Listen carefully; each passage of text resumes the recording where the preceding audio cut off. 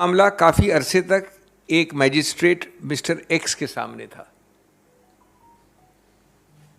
जब वो वहां था तो याचक ने, कंप्लेनेंट ने बड़े कोर्ट में, हाई कोर्ट में जाकर इस पूरे प्रक्रिया का स्टे ले लिया, रुकवा दिया उसको काफी अरसे तक, कई महीनों तक।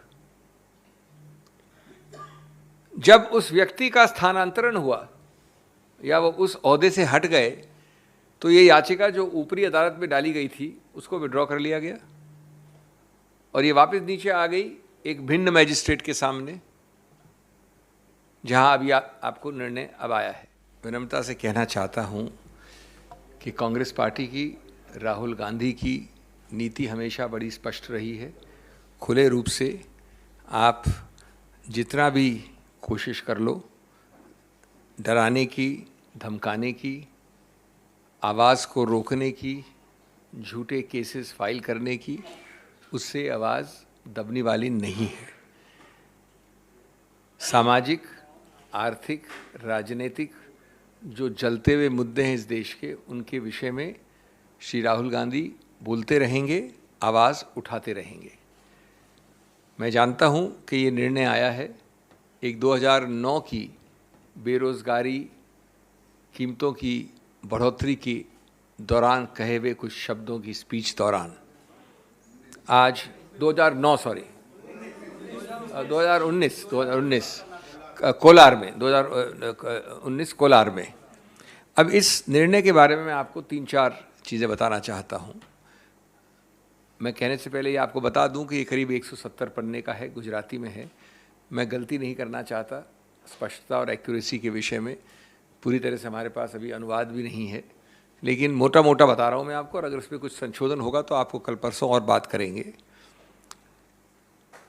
नंबर 1, मानहानि के विषय में एक सिद्धांत कानून का मूल सिद्धांत है, और वो ये है कि आपको किसी स्पष्ट व्यक्ति या स्पष्ट चीज़ के विषय में मानहानि करनी चाहिए, आरोपित रूप से कम से कम। आप मानहानि एक मोटे मोटे, बड़े बड़े मुद्दे के विषय में नहीं कर सकते। एक ऐसे विषय के बारे में जिसमें स्पष्टता नहीं है, एक व्यक्ति विशेष के विरुद्ध आक्षेप नहीं है,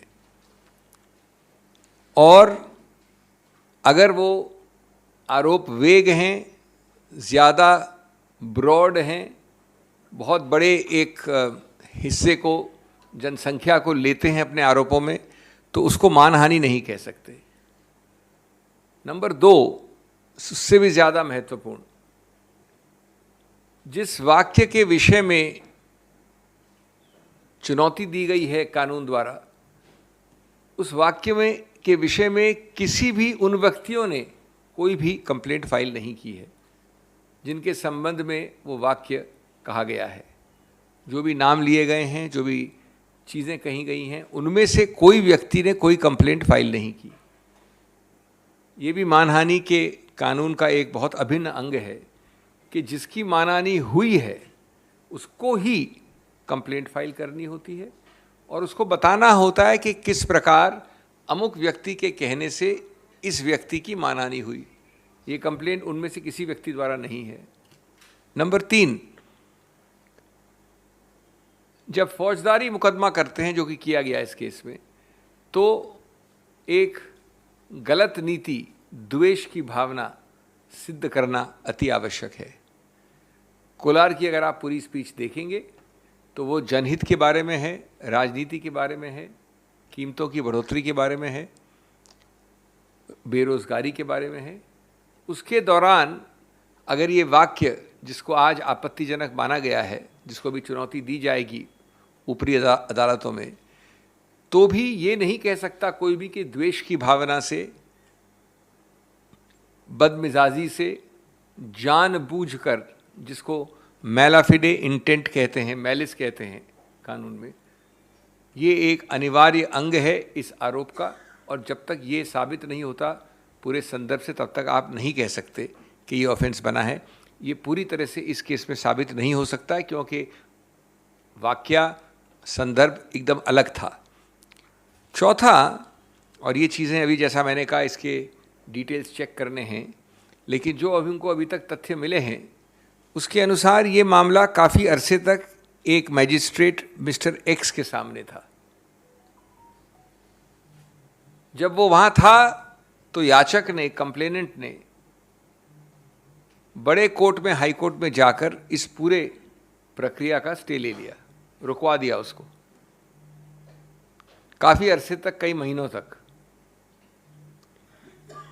जब उस व्यक्ति का स्थानांतरण हुआ या वो उस ओहदे से हट गए तो ये याचिका जो ऊपरी अदालत में डाली गई थी उसको विड्रॉ कर लिया गया और ये वापस नीचे आ गई एक भिन्न मैजिस्ट्रेट के सामने, जहां अभी आपको निर्णय अब आया है।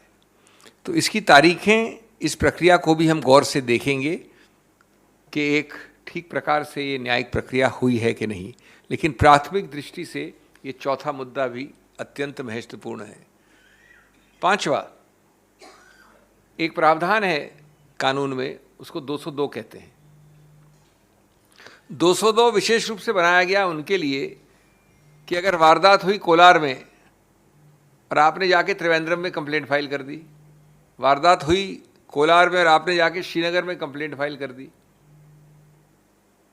तो कोई भी मैजिस्ट्रेट उसकी शुरुआत करने से भी पहले, निर्णय तो बहुत बात की बात है, शुरुआत करने से भी पहले एक जांच करेगा कि ये पूरी तरह से आउट ऑफ जुरिस्डिक्शन है या जुरिस्डिक्शन के अंदर यानी अधिकार क्षेत्र के अंदर है कि नहीं है। 202 का इसमें सीधा उल्लंघन हुआ है।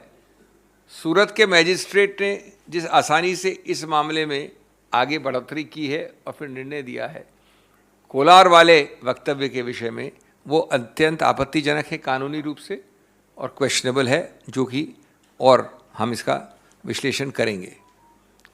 छठा, ये भी सुनने में आया है और जहाँ तक तथ्य हमारे पास हैं जिनको हम चेक करेंगे कि आप जानते हैं कि कन्विक्शन के बाद सेंटेंसिंग, दंड के लिए अलग से हियरिंग होनी पड़ती है। वो अलग से हियरिंग ज़रूर हुई, लेकिन 15-20 मिनट की हियरिंग के बाद जो सबसे ज़्यादा सेंटेंस हो सकता है वो दिया गया 2 वर्ष का। वो प्रक्रिया भी किस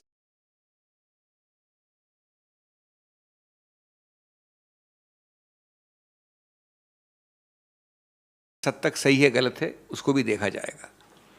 इस सब का मूल निचोड़ क्या है? मूल निचोड़ ये है कि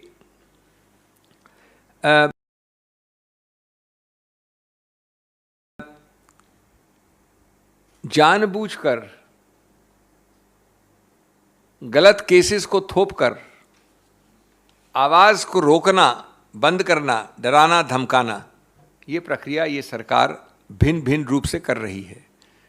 साथ साथ इससे कहीं ज़्यादा आपत्तिजनक वक्तव्य दिन प्रतिदिन इनके द्वारा, इनके मंत्रियों द्वारा, इनके वरिष्ठ नेताओं द्वारा, इनके कार्यकर्ताओं द्वारा को अनदेखी, अनसुनी कर दिया जाता है।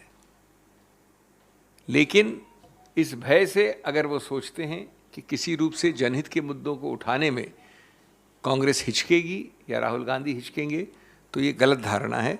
जैसा मैंने कहा, ये एक पहला निर्णय है, सबसे निचले दर्जे का निर्णय है, जो कि हमारी न्यायिक हायरार्की में सबसे निचला दर्जा होता है मैजिस्ट्रेट का। इसके बाद सेशंस कोर्ट ले जाएंगे इसको, और उसके ऊपर भी कई अदालतें हैं। ये गलत निर्णय है, कानून में इसका समर्थन नहीं किया जा सकता, और हम आश्वस्त हैं कि जल्द से जल्द इस विषय में हमारे पास एक सकारात्मक निर्णय आएगा।